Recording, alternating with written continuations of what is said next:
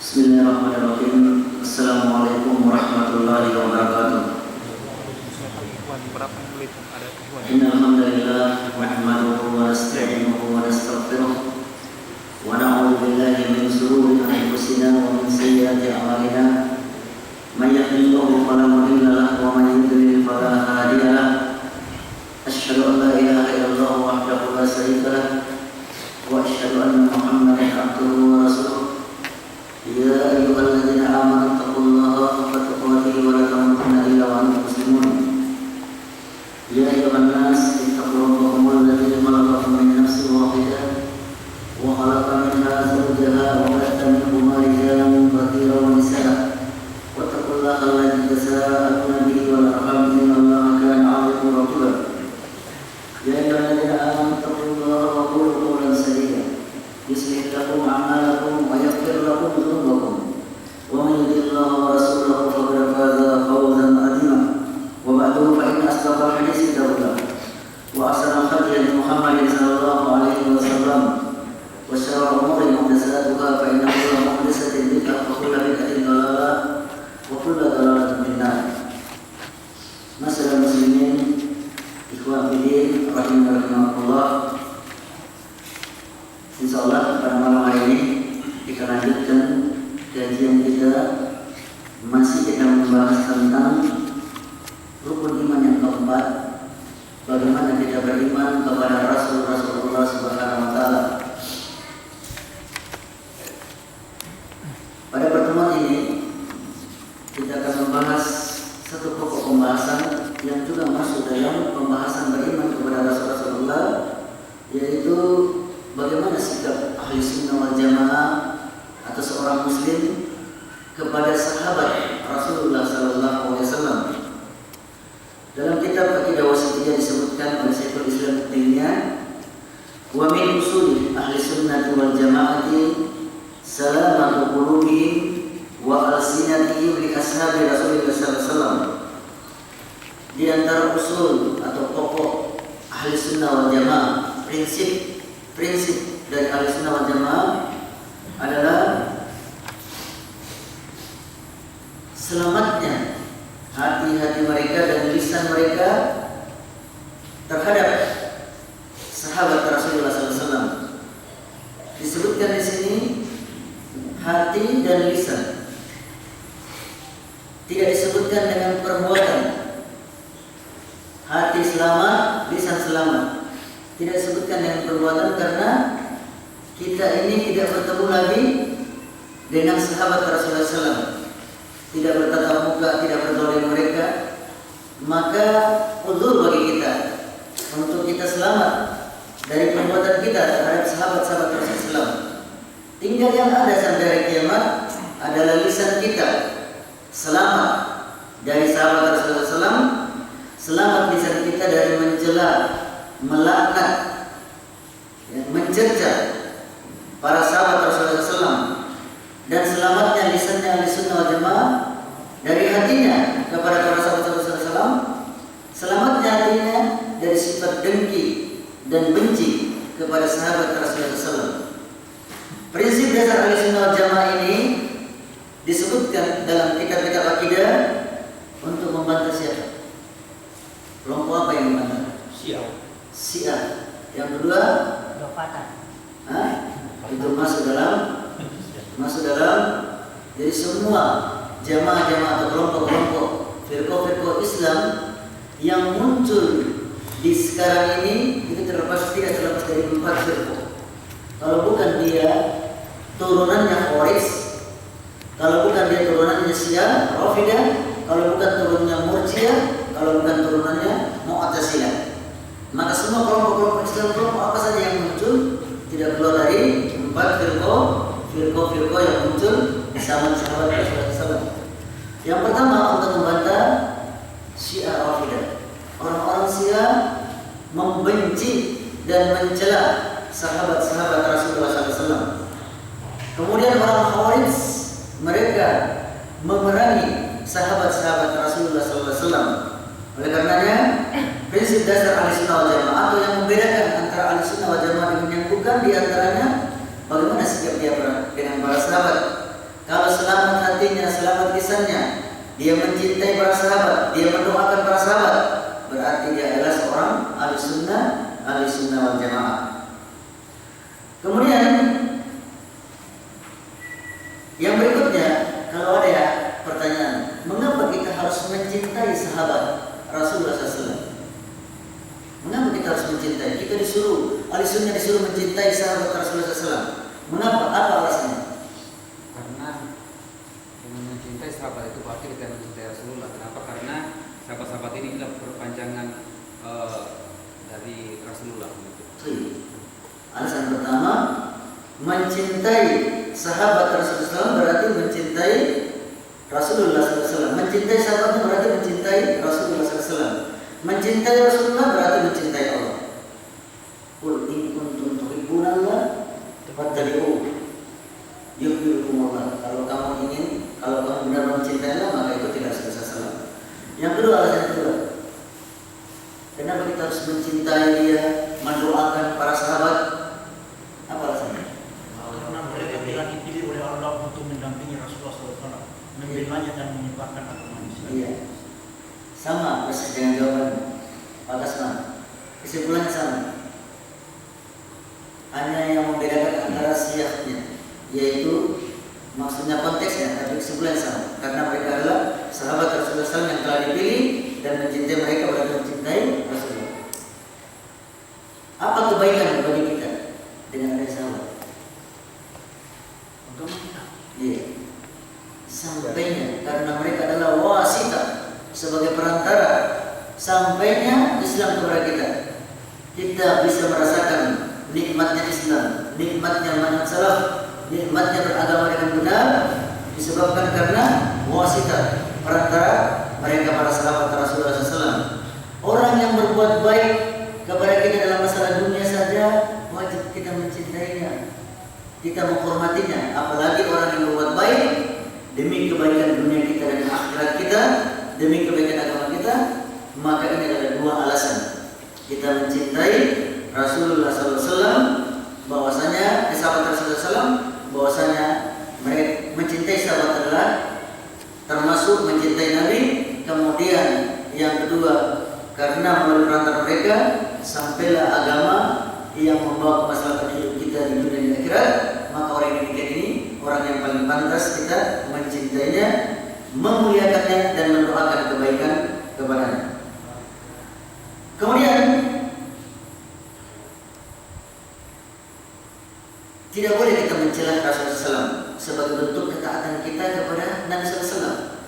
Nabi SAW pernah bersabda dalam sebuah hadis, la tasubbu ashabi, jangan kalian mencela sahabatku. Wallazi nafsi biyadihi, demi zat yang jiwaku berada di tangannya. Rasulullah bersumpah, demi zat yang jiwaku berada di tangannya. Kata para ulama, kalau Rasulullah ingin berkata kemudian diawali dengan sumpah, maka perhatikan baik-baik perkataan setelah sumpah tersebut. Al-maksum alaih, yang disumpahkan perhatian. Harus kita perhatikan baik-baik, bahwasanya itu adalah suatu agama yang harus kita perhatikan. Kata Rasulullah SAW setelah bersumpah, lau anna ahadakum, kalau seandainya salah seorang di antara kalian anfaqa misla uhudin zahaban, berinfak semisal satu gunung Uhud emas. Gunung Uhud itu bagi yang pernah melakukan umroh, dikatakan Uhud itu karena bersambung-sambung. Ya.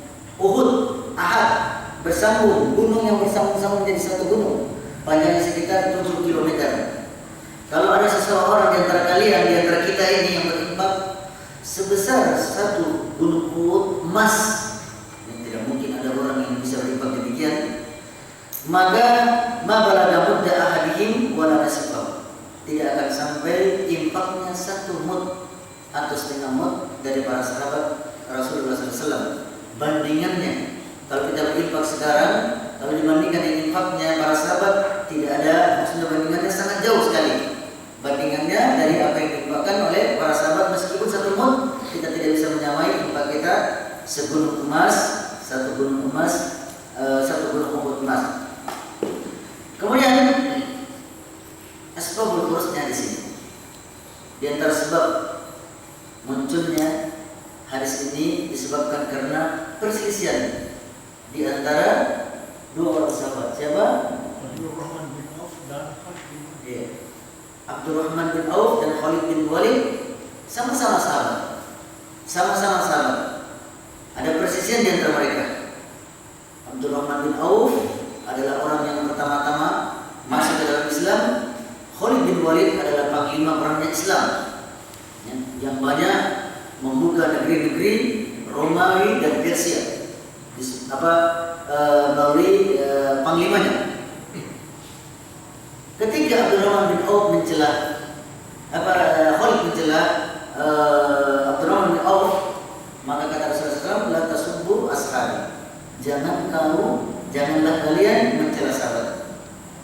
Sahabat mencela sahabat dilarang. Apalagi yang bukan sahabat mencela sahabat. Kalau kita kiaskan, maka tidak boleh seorang mukmin wali Allah mencela wali Allah. Tidak boleh seorang ustaz mencela ustaz. Kalau ustaz wali Allah, dia mencela ustaz juga wali Allah, berarti masuk dia firman dalam hadis qudsi Allah berfirman, "Man ada wali," siapa yang memusuhi waliku, meskipun dia seorang wali juga, seorang ustaz juga, memusuhi waliku, maka saya mengizinkan perang kepada. Kias yang benar. Karenanya seorang mukmin itu adalah wali Allah, tidak boleh mencela mukmin yang lainnya. Seorang ustaz itu wali Allah, tidak boleh mencela ustaz yang lainnya, kecuali celaan itu dinisbahkan kepada kesalahannya yang sudah diingatkan, tetapi dia tidak mau merubahnya, berbahaya bagi umat, maka kita mencela kesalahan yang dilakukan oleh ustaz tersebut. Bukan kita mencela memusuhinya dan membencinya, tidak. Kemudian dikatakan di sini oleh Rasulullah SAW, jangan mencela sahabatku. Ya. Kalaulah salah seorang di antara kalian berinfak, ya, termasuk pembicaraan yang kita pilih kepada para sahabat juga. Sahabat yang berinfak sebelum Fatul Mekah, sahabat yang berinfak dan berperang setelah Fatul Mekah. Kalaulah kalian berinfak, ya, kalaulah salah seorang yang kalian berinfak tidak akan mencapai infaknya meskipun sebesar gunung emas Uhud, tidak akan mencapai infaknya daripada infaknya mereka yang berinfak dan berperang sebelum Fatul Mekah. Kemudian di antara usul Ahlussunnah wal Jamaah tentang para sahabat, wa yuqabbiluna ma jaa bil kitab was sunnah wal ijma' min fadailihim wa maratibihim wa yufaddiluna man anfaqa min qabli al-fathi wa wasulul hudaybiyah wa qatala ala man anfaqa min ba'dihi wa qatala. Ahlussunnah wal Jamaah menerima segala apa yang datang dari kitab dan sunnah dan ijma' tentang keutamaan para sahabat dan tingkatan-tingkatan mereka para sahabat. Quran, sunnah, ijma'. Ahlussunnah menerimanya, bagaimana keutamaan para sahabat dan tingkatan-tingkatan kedudukan para sahabat. Di antara para sahabat ada yang bertingkat-tingkat juga kedudukannya. Kemudian secara umum Ahlussunnah mengatakan bahwasanya orang atau para sahabat yang berinfak sebelum Fatul Mekah dan berperang sebelum Fatul Mekah, as-sabiqun al-awwalun, para sahabat yang mula-mula masuk Islam, mereka adalah lebih afdol secara umum daripada para sahabat yang masuk Islam, berperang dan berinfak setelah Fatul Mekah. Di antara para sahabat yang berperang dan berinfak sebelum Fatul Mekah adalah 10 orang yang dijamin masuk surga. Abu Bakar, Umar, Utsman, Ali, Talha, Zubair, Abdurrahman bin Auf, kemudian Sa'ad bin Abi Waqqas, Talha bin Ubaidillah, kemudian Ubaidillah bin Ibnu Jarrah dan Sa'ad bin Sabiq. 10 orang. Ya. Kemudian para sahabat yang masuk Islam setelah Fatul Mekah, Khalid bin Walid, panglima perang, Ikrimah bin Abi Jahal, anaknya Abu Jahal, panglima perang, kemudian Abu Sufyan bin Harb, bapaknya Muawiyyah bin Abi Sufyan, kemudian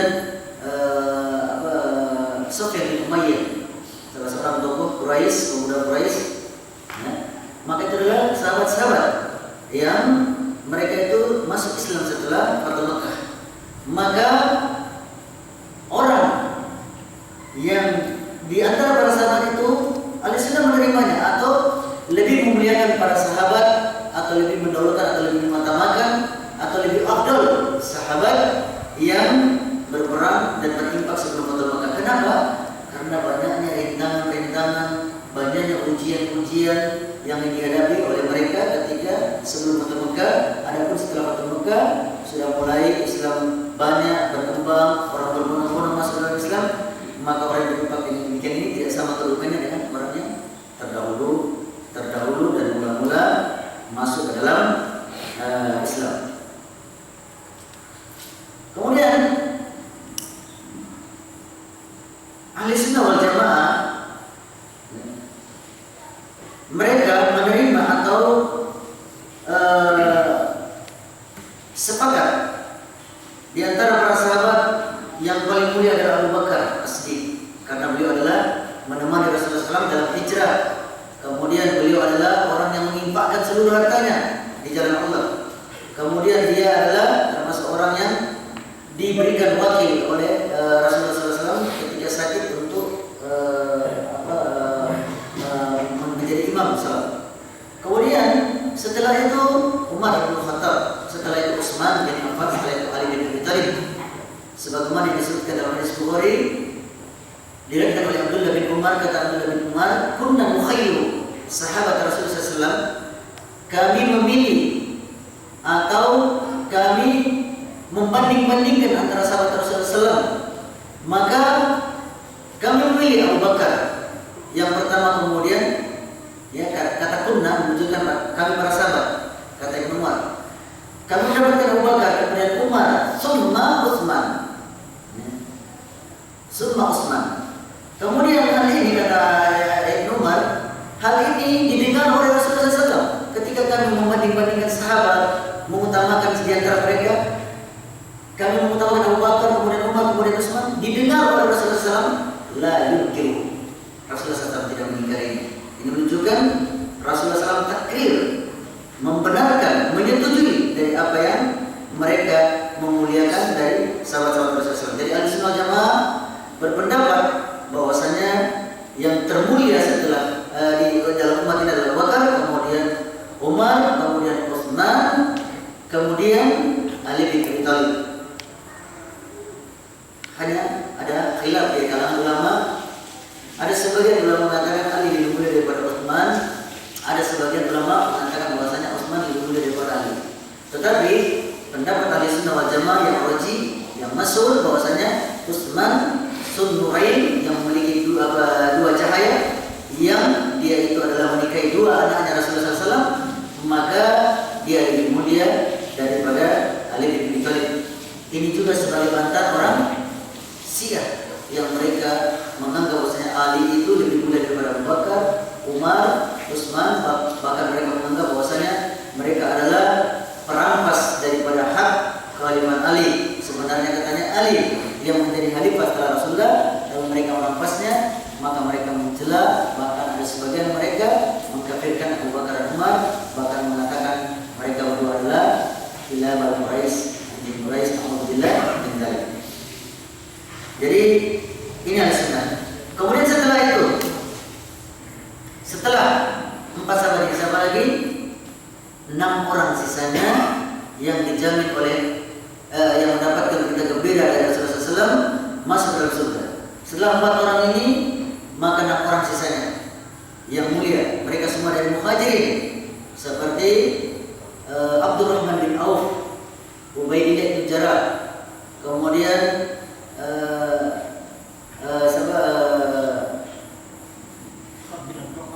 Sa'd bin Abi Waqqas, kemudian Talha bin kemudian Zubair bin Awam. 10 orang. 10 orang.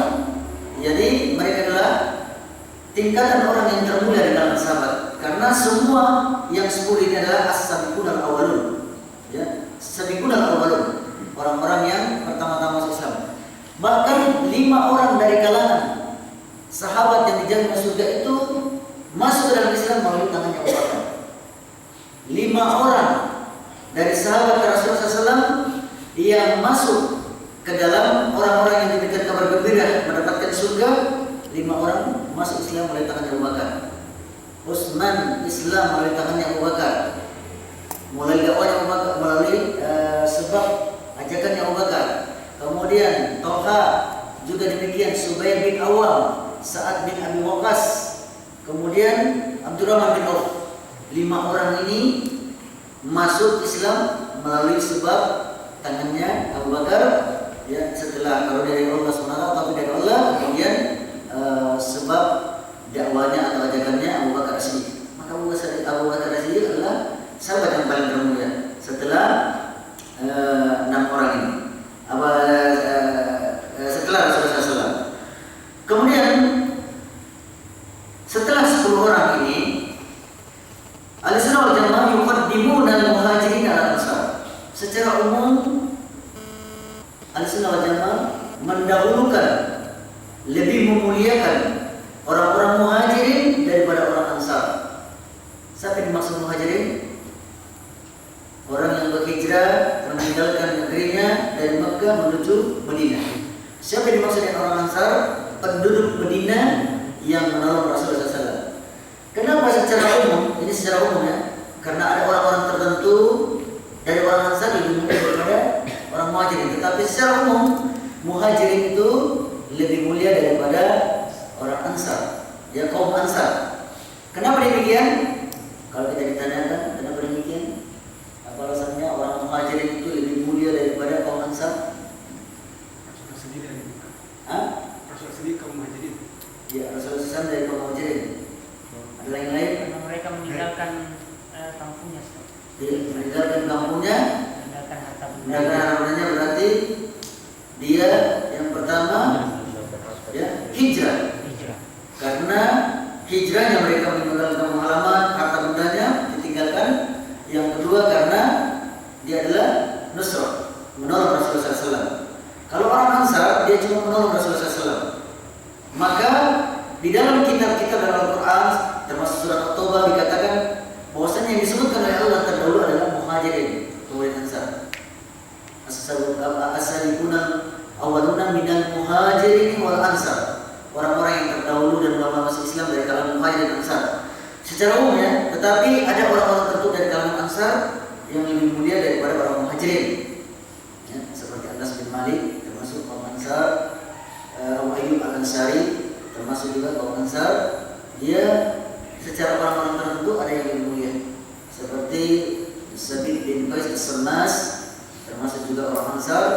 Maka ini adalah termasuk orang-orang yang dijamin mendapatkan surga. Jadi Ahlussunnah wal Jamaah lebih mendahulukan kaum muhajirin dan ansar disebabkan karena kaum muhajirin itu memiliki dua keutamaan. Di samping dia hijrah, kemudian dia menolong Rasulullah SAW. Kalau ansar menolong Rasulullah SAW. Kemudian apakah hanya terbatas 10 orang saja?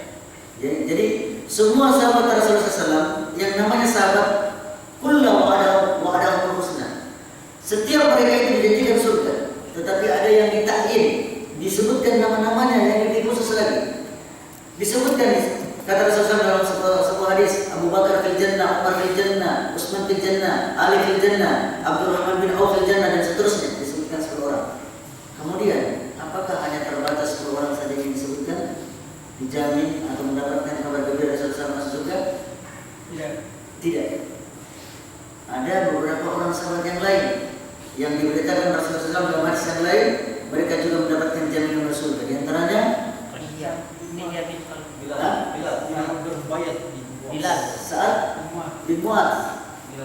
Dalam hadisnya Sa'ad bin Mu'adz dalam hadisnya dia arsnya Allah bergetar. Kata Syekh Utsaimin, bergetarnya Allah ini menunjukkan bahwasanya dia itu tidak mungkin kalau bukan penghuni surga.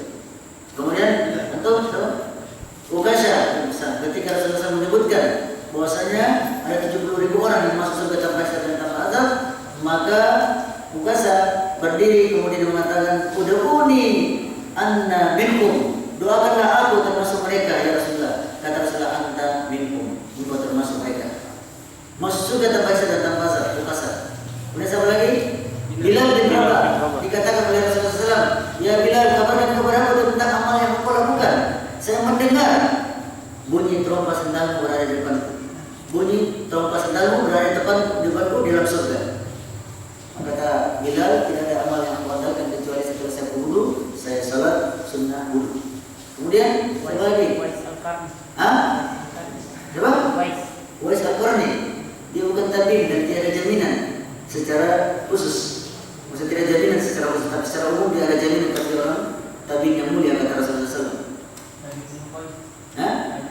Sayyid bin Qais As-Sammas pernah dia menangis disebabkan karena dia adalah seorang penyairnya Rasulullah SAW. Suaranya terkadang lebih besar daripada suara Rasulullah SAW. Ketika turun ayat Allah SWT, la tarfa'u saut, janganlah kalian mengangkat suaramu melebihi suara Rasulullah SAW, akan batal amal-amalmu. Maka dikiranya Sabit bin Qais As-Sammasi, dikiranya dia itu ayat ini turun untuk dia, maka dia menangis.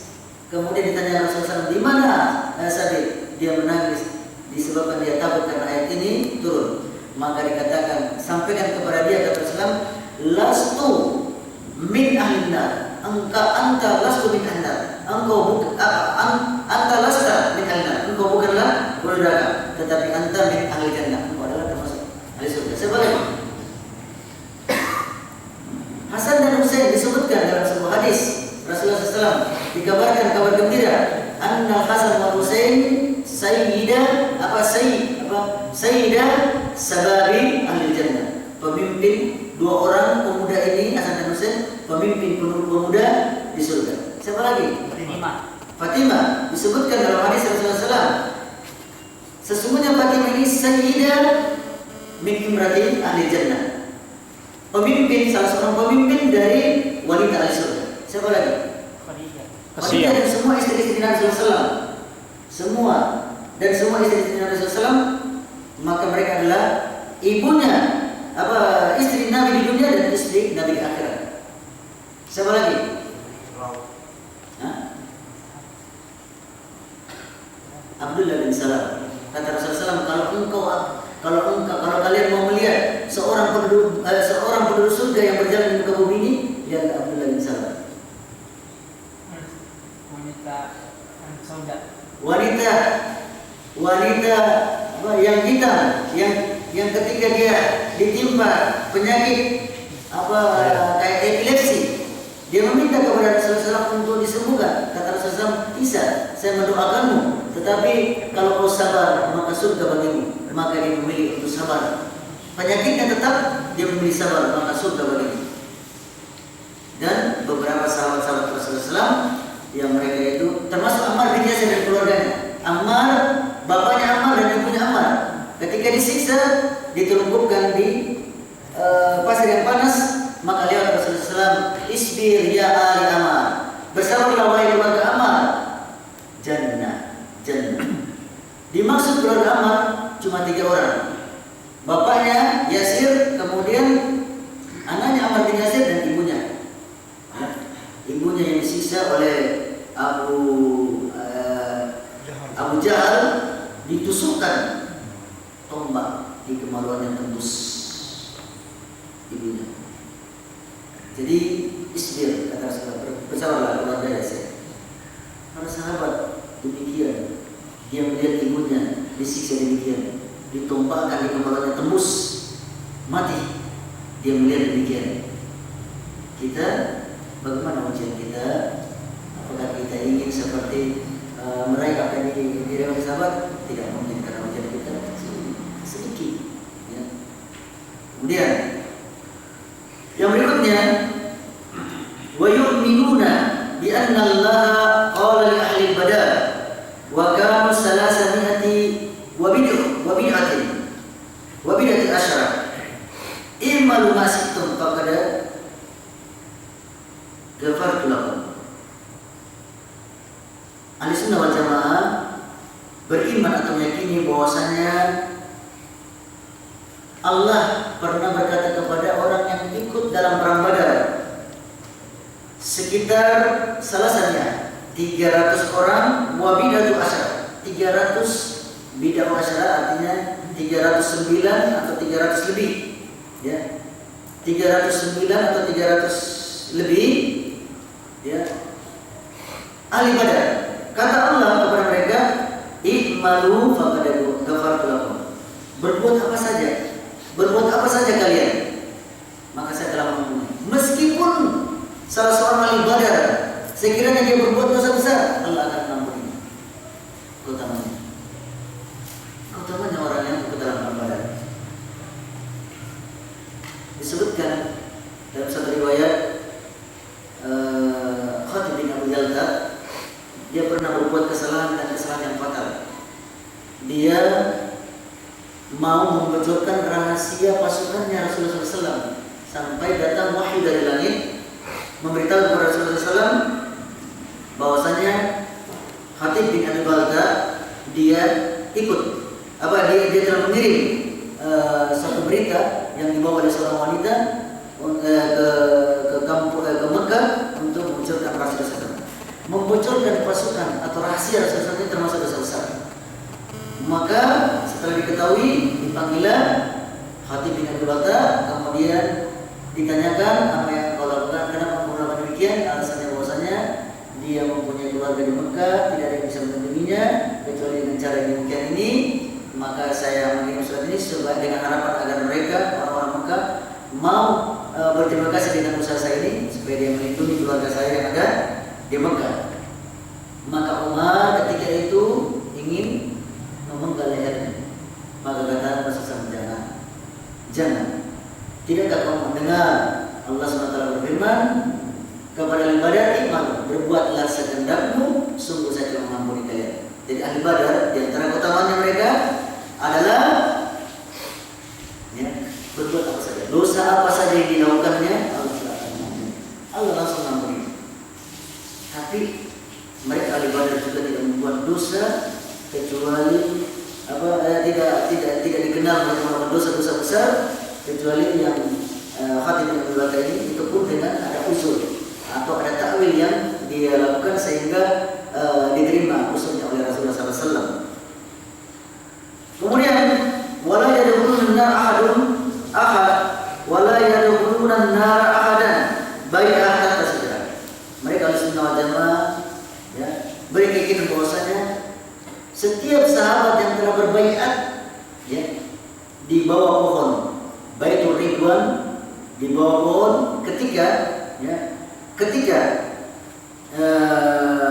pada waktu Mekah, maka jumlah mereka itu sekitar aksaru min alfi wa arba'iyah, lebih daripada 1.500 atau 1.400 orang. Semua sahabat yang berbaiat, ya, ketika itu, maka para ahli sunnah wal jamaah menganggap bahwa mereka tidak akan disentuh oleh api neraka. Mereka tidak akan disentuh oleh api neraka. Dari sahabat yang berbaiat di bawah pohon tersebut. Sebagaimana Allah SWT berfirman, laqad radiyallahu 'anil mu'minina yubayyi'unaka tahta syajarah. Sungguh Allah telah ridho kepada orang-orang mukmin yang berbaiat kepadamu di bawah pohon. Kalau Allah ridho kepada orang, maka tidak mungkin Allah akan memasukkannya atau mengazabnya neraka. Kalau Allah ridho kepada orang dan Allah tidak masukkan ke dalam neraka, maka berarti tempatnya adalah surga yang akan mereka masuk tanpa menyentuh atau tanpa masuk ke dalam neraka. Ini diantara keutamaannya para sahabat Rasulullah SAW.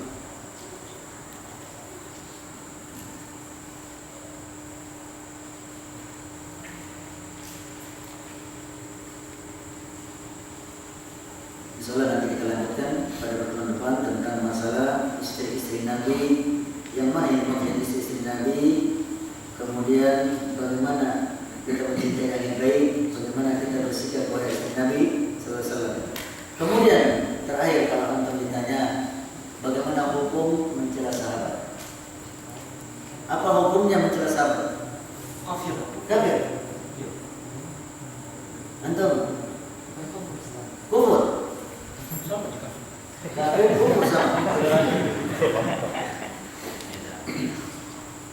mencela sahabat tentang, kalau dia mengatakan demikian, sahabat itu orangnya bakhil.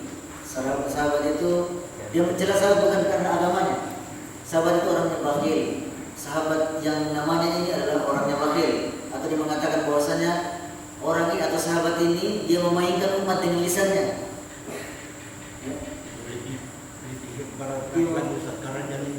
Iya, memainkan umat dengan lisannya. Atau dia mengatakan sahabat ini adalah orangnya dan lain sebagainya. Maka yang dihina bukan agamanya, sahabat tersebut. Bagaimana hukumnya?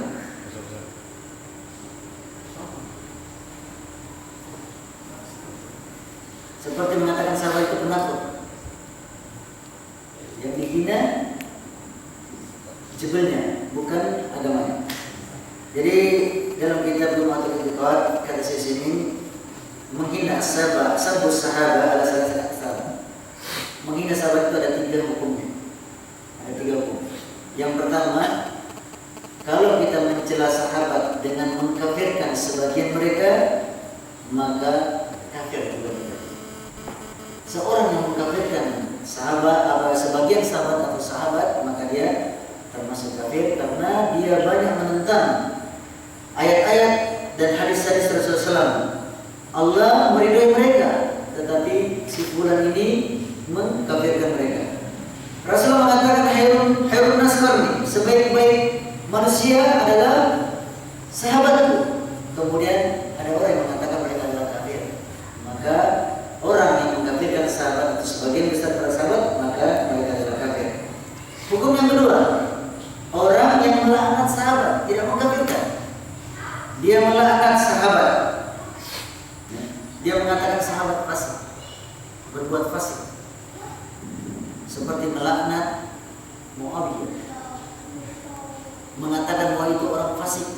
Minta kekuasaan. Sebagian ulama mengatakan mereka kafir. Kalau pendapat yang rajih tidak kafir. Hanya mereka itu adalah dicambuk, karena termasuk dosa besar, dicambuk, dipenjara hatta yamuta aw yarji'. Dicambuk, dipenjara sehingga dia mati atau dia kembali bertobat kepada Allah Subhanahu wa taala. Bertobat dari penghinaannya, jalannya.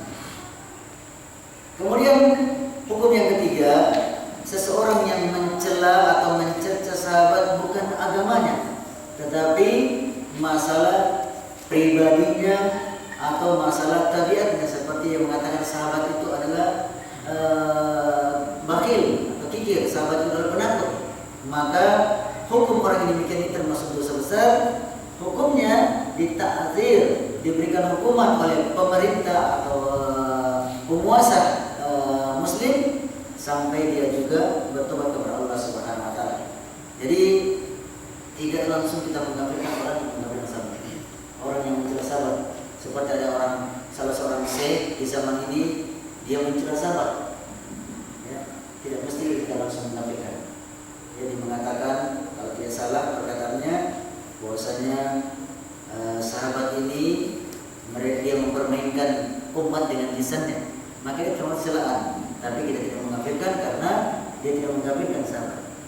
Kemudian yang kedua, kalau dia mengkafirkan maka kita mengkafirkannya juga, sebagaimana orang-orang Syiah Rafidah, mereka banyak mengkafirkan sahabat, maka mereka adalah kafir. Kemudian yang ketiga, orang yang mencela atau melaknat sahabat, memfasikkannya, seperti mencela Muawiyah bin Abi Sufyan, sahabat Rasulullah SAW, hanya karena ada presiden yang Ali bin Abi Thalib, maka orang yang demikian ini juga kita tidak kafirkan. Betul, ada pertanyaan masalah ini sebelum kita tutup. Kita akan lanjutkan pada pertemuan berikutnya tentang masih dalam keimanan kita kepada Rasulullah SAW, bagaimana sikap kita kepada istri-istri Nabi, dikatakan sebagai ibunya kaum mukminin, tapi ibunya di sini bukan ibu dalam mahramiyah, tetapi ibu dalam ihtiram. Karena meskipun dia ibu kita yang tidak bisa kita nikahi, tetapi dia bukan mahram. Kalau kita mau berbicara atau para sahabat berbicara kepadanya, maka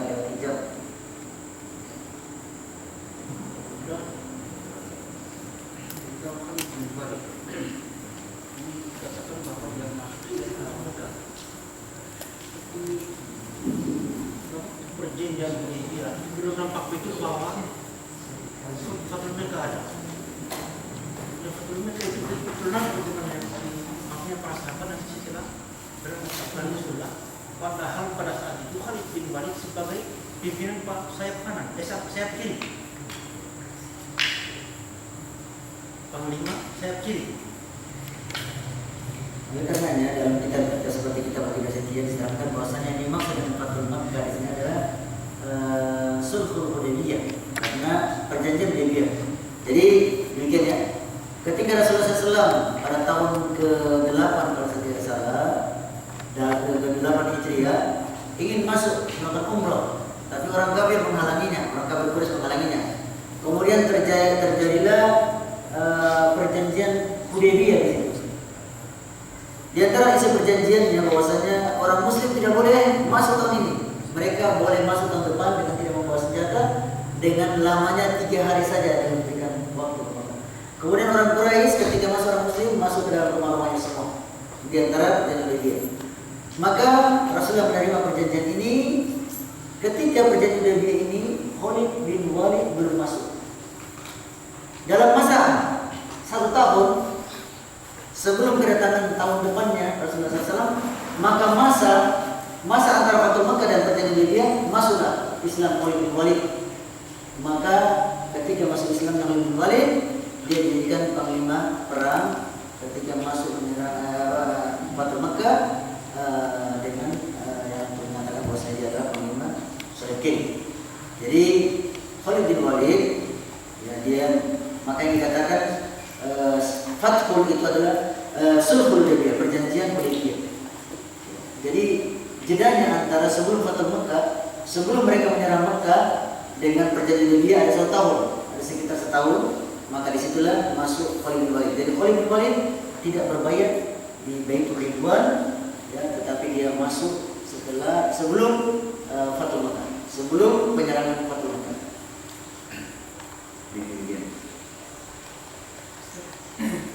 Apakah Iran sekarang itu bisa dikatakan negeri kufur? Kemudian juga kan sebagaimana yang ma'ruf bahwa Syiah yang tersebar di Indonesia ini orang itu. Apakah orang-orang yang mengikut pemahaman Syiah sekarang mesti kita tayin mereka kufur gitu? Jadi sekarang ada ukuran atau yang dijadikan oleh dasar oleh para ulama bahwasanya kalau di sana masih digunakan azan, maka dia termasuk negeri Islam. Kemudian meskipun hukum-hukumnya atau pemerintahannya bukanlah berdasarkan Islam, tapi masih dengan asal, maka dia masuk negeri Islam. Kemudian masalah yang ditanyakan ini adalah masalah yang memang belum pernah anak mendengar perkataan ulama bahwasanya meskipun mereka adalah negeri Syiah, kemudian presidennya Syiah, pemerintahnya Syiah, kaum muslimnya semua dibunuh, saya belum mendapatkan dikatakan bahwasanya mereka dalam negeri kufur. Walau alam pisau nanti coba tanyakan Ustaz Taslim atau Ustaz yang lain. Belum pernah saya katakan bahwasanya dia adalah negeri kufur. Siapa yang itu adalah negeri kufur. Yang kedua Pak? Pilih di Indonesia. Kenapa? Kan yang mana bosnya? Pertanyaan masalah apa orang? Maksudnya kalau yang sekarang ini yang mengikut pemahaman Syiah di Indonesia itu, saya tidak boleh kita langsung vonis mereka gitu. Pemahamannya mereka itu kita lihat yang sampai ke Syiah saja, hanya ikut-ikutan dengan Syiah atau simpati dengan Syiah, atau tidak tahu, kemudian dia ikut-ikut mengatakan demikian atau dia prinsip demikian, maka orang yang melakukan demikian ini kita harus dikomentar hujjah sebelum kita menentukan bahwasanya dia adalah seorang Syiah Rafi atau Syiah Rafidi yang dia telah kufur dari Islam. Para sebagai ulama bahwasanya mereka telah kufur. Jadi kita harus dikomentar hujjah. Setelah tegak dikomentar hujjah buat mereka dan tidak ada penghalang, boleh secara dohirnya kita mengatakan hukumnya dia adalah seorang Syiah Rafidah yang mereka itu telah dikufur oleh para ulama, kafir, dikafirkan oleh para ulama. Jadi harus ada ikomatul hujjah. Misalkan teman kita, teman kuliah kita, umpamanya termasuk Syiah, dia mungkin mengeluarkan kita itu ikomatul hujjah sendiri. Kita sampaikan tidak boleh ini adalah kufur. setelah berkali-kali kita sampaikan, kemudian penghalang-penghalangnya sudah tidak ada lagi, dia masih membelanya, maka boleh kita mengatakan itu Syiah Rafidah telah dikumpulkan atau telah dikafirkan oleh para ulama. Jadi hukum tauhid di dunia tidak ada kafir. Nanti amrullah perkaranya dikembalikan kepada Allah Subhanahu wa taala. Di kampus lama Ustaz ada teman, ketika itu saya dapat bukunya tentang revolusi Iran. Kemudian status-status Facebooknya itu pokoknya banyak merujuk pada kantor berita Iran, kemudian hal-hal yang mencela Saudi Arabia sudah posting dan segala macam. Nah, ketika dia mengucapkan salam sama saya tidak pernah jawab. Kalau dia bilang assalamualaikum, oh iya. Jadi apakah saya maksudnya sudah memang harus seperti itu sikap saya, atau seperti yang Ustaz sampaikan tadi harus lebih diteliti lagi keberadaannya dia. Tapi awal-awalnya dia Ustaz rajin sholat berjamaah, ya dulu itu ada asal, tapi belakangan ini kayaknya dia sudah tidak pernah nih, kayak saya lihat bahkan dulunya masuk di kampus sana. Perhatikan masa salamnya. Masa salam ini hukumnya kita tidak boleh memberikan salam di luar kepada orang kafir. La tabda'u Yahudi wa Nasara Islam. Janganlah kamu mendahului memberikan salam kepada orang Yahudi dan Nasrani. Kemudian kalau kita diberikan salam dengan salam yang betul dari orang Muslim, wajib sepakat kita menjawab. Jadi bagaimana ketika orang Yahudi dan Nasrani memberikan salam kepada, atau orang kafir memberikan salam kepada kita dengan salam yang benar, maka ada sebagian ulama dia berselisih pendapat dengan masalah ini. Sebagian ulama mengatakan kita menjawab waalaikum saja. Sebagaimana Rasulullah SAW diberikan salam kepada orang Yahudi dengan salam yang jelek, assalamualaikum, kematian atas maka kata Rasulullah alaikum. Kemudian kalau mereka memberikan salam kita dengan salam yang benar, maka sebagian ulama mengatakan kita jawab dengan salam yang sesuai juga berdasarkan firman Allah SWT, Faisa huyitum bitahyatin fakhayyu bi ahsani minha aw ruddu misliha. Kalau engkau diberikan satu penghormatan, maka balaslah penghormatan tersebut lebih bagus dari penghormatannya, atau balaslah dengan semisalnya. Sebagian ulama mengatakan bahwasanya kalau orang Yahudi, Nasrani, orang kafir memberikan salam kepada kita, Assalamualaikum warahmatullahi wabarakatuh, maka kita juga menjawab Waalaikumsalam warahmatullahi wabarakatuh. Ini kalau sudah nyata dia orang kafir, Yahudi, Nasrani. Apalagi kalau masih tasya'u, masih terpengaruh Syiah, maka kita jawab salamnya sebaiknya untuk menjawab salam, karena menjawab salam adalah wajib, karena belum ada iqamatul hujjah kepadanya. Asalnya dia adalah seorang Muslim, asalnya dia seorang Muslim. Kita menjawab Waalaikumsalam. Itu pun baru kita lihat posting-postingnya saja, belum kita tahu, belum kita dialog, belum kita debat, belum kita iqamatul hujjah. Kita jawab Waalaikumsalam warahmatullahi. Boleh kita bicara sebentar, atau boleh kita saya aja dia bicara aja dulu, sampaikan hujjah. Tapi saya langsung jengkel dia mukanya. Jangan mukanya Allah yang buat, Allah yang ciptakan. Kita jengkel perbuatannya. Udah baca-baca langsung kayak kita marah sekali gitu, udah pusing lagi. Itu ciptaan Allah. Dia kita jengkel perbuatannya sudah. Berarti berdakwah dengan hawa itu. Nah, zaman dulu dia berdakwah dengan hawa, dia itu berdakwah dengan semangat. Dakwahnya Ammar itu bukan dakwah dengan hawa nafsu, tapi dakwah dengan semangat. Semangat yang berlebihan. Kalau nafsu itu diangkat dia lebih banyak.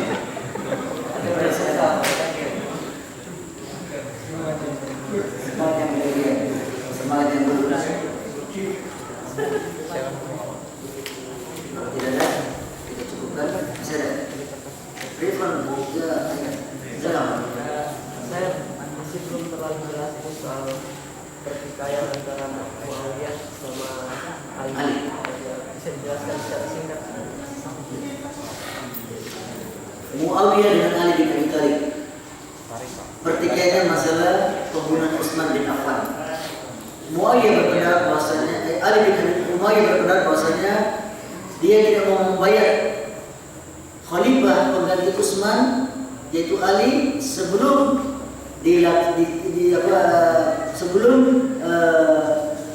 diselesaikan masalah darahnya Utsman. Ali berpendapat bahwasanya bayatlah dulu. Nanti setelah berbayat aku berbayat, wahai Muawiyah, baru saya akan mencari siapa pembunuh Utsman. Karena yang paling terpenting dalam keadaan demikian ini harus ada khalifah dulu. Karena kalau ada khalifah berarti nanti khalifah yang menjalankan hukum qisas. Sementara orang-orang yang membunuh Utsman ini banyak bersembunyi di pasukannya Ali. Maka istihad mereka, istihad Muawiyah didukung oleh Talha, didukung oleh Zubair, didukung oleh Amr bin Al-As dan Aisyah. Istihad Ali didukung oleh beberapa sahabat di antaranya Ammar bin Yasir. Maka sama-sama beristihad, tetapi para ulama mengatakan bahwasanya istihadnya Ali lebih benar daripada istihadnya Muawiyah. Ketika para sahabat beristihad, mereka memang orang mustahid. Maka kata Rasulullah SAW dalam sebuah hadis, istahadal hakim fa asaba falahu ajran.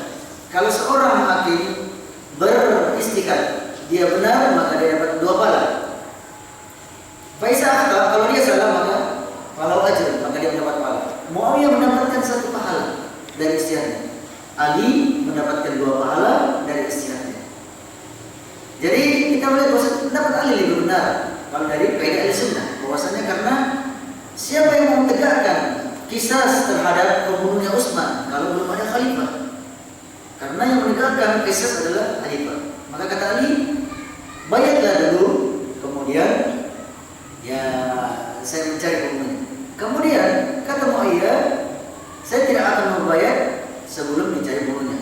Karena di antara pembunuh Utsman ini adalah bersembunyi di pasukan Ali. Kemudian setelah itu mereka saling menahan. Ali tidak memerangi Muawiyah, Muawiyah juga tidak memerangi Ali. Tetapi karena ada orang ketiga di situ mengirim surat bahwasanya kau akan diserang. Di sini juga dikirim surat bahwasanya mereka akan menyerang kamu. Kemudian dicuri stempelnya dengan stempel yang dipalsukan stempelnya. Maka fitnah ini berkembang akhirnya terjadilah pertikaian di antara mereka. Kemudian damai pada waktu pemerintahannya Hasan bin Ali yang dia itu tanasul mengalah memberikan perwalian kepada pemerintahan kepada Muawiyah bin Abi Sufyan radhiyallahu anhu.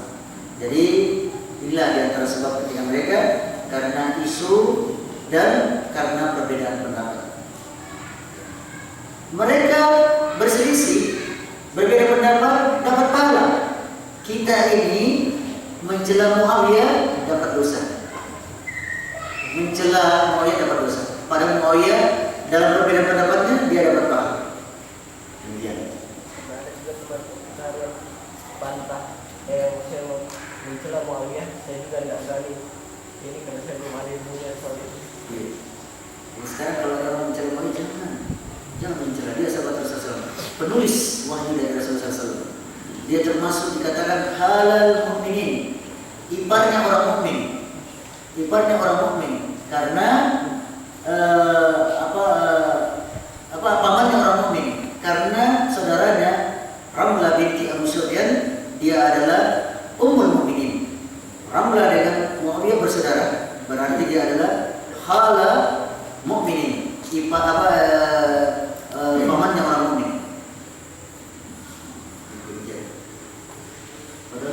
Cukup. Subhanallah wa bihamdihi, asyhadu an la ilaha illa anta, astaghfiruka wa atubu ilaik.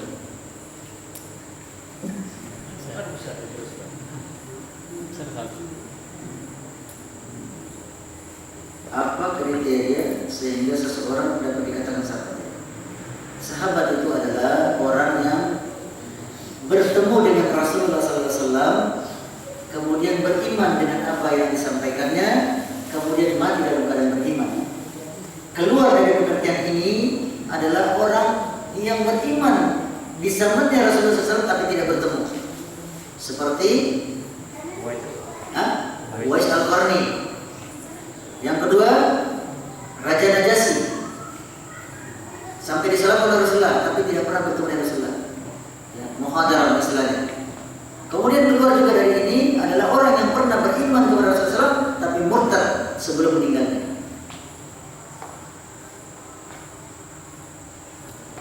Oleh karenanya sebelum mengatakan bahwasanya sahabat yang paling pertama, ya, sahabat yang pertama adalah Waraqah bin Nawfal, karena dialah orang yang pertama beriman dengan apa yang dibawa Rasulullah SAW. Kemudian sahabat yang paling terakhir adalah Nabi Isa. Karena di mana bertemunya? Di langit kedua ketika Rasulullah Isra Mi'raj. Rasulullah Isra Mi'raj bertemu dengan Nabi Isa di langit kedua. Kemudian dia bertemu, kemudian pada akhir zaman dia turun, dia membunuh Dajjal. Maka kata sini sahabat yang paling terakhir adalah Nabi Isa. Sahabat yang paling terakhir meninggal adalah Nabi Isa. Kalau kita kan sahabat yang paling pertama masuk Islam adalah Abu Bakar. Ya, sahabat yang paling terakhir meninggal adalah termasuk Anas, tapi ada lagi di bawahnya. Ada lagi di bawahnya. Saya tidak tahu saya lupa namanya. Saya lupa ada nama, bukan Anas. Demikian subhanallah wa bihamdika asyhadu an la ilaha illa anta